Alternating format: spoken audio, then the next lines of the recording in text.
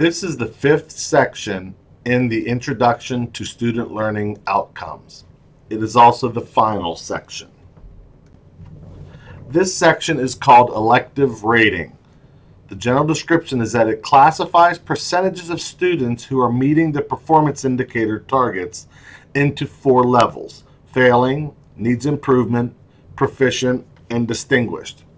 It selects the overall SLO rating after data is collected.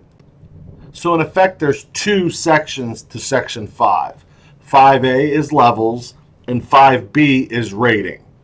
Once 5A is completed, that's when the SLO can be signed and begin implementation. Part 5B does not get completed until after the SLO is in effect concluded. The performance data is collected, reviewed, evaluated, and reported, and that's when element 5B is completed. So once again, level 5A are the 4 levels. 4 levels of projected performance regarding the performance indicators, reflecting a continuum established by the educator prior to the evaluation period. Each performance level, which is failing, needs improvement, proficient, and distinguished, is populated with a percentage range such that 0 to 100% meeting expectations is distributed among the levels. Then 5B is the actual rating that happens after the SLO data is gathered, i.e. at the end of the year. And then notes and explanation obviously makes sense. That would be at the end after the SLO is concluded as well. So let's take a look at what this looks like. I know it sounds confusing, but it's really not too bad. If you think about back on Section 4, there was one performance indicator that said that students would get a 6 out of 9, at least a 6 out of 9 on a rubric for the project.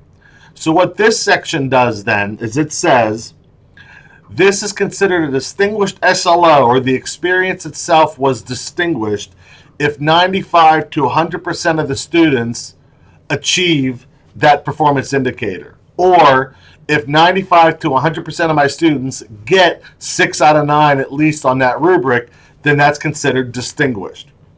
If 80 to 94% of the students hit that target that we mentioned, which was what, the 6 out of the 9 on the rubric, then that's proficient. If only 70 to 79% of the students get a 6 out of 9 on that rubric or the performance indicator, then that needs improvement. If nobody up to 69% don't match your performance indicator, then obviously the SLO failed. So that's how to look at this. And it's a combination between the performance indicator and this, and the performance measure. Performance measure is going to be how are we going to assess the goal? The performance indicator is what do we expect to see in terms of results? And then this last section is how do we identify distinguished from proficient in terms of how many kids actually reach our indicator goals. So this is it. Take 5 minutes to complete your SLO by yourself or with your small group. Only level 5A, because again 5B does not get done until after the SLO is completed. And congratulations in completing your first mock student learning objective.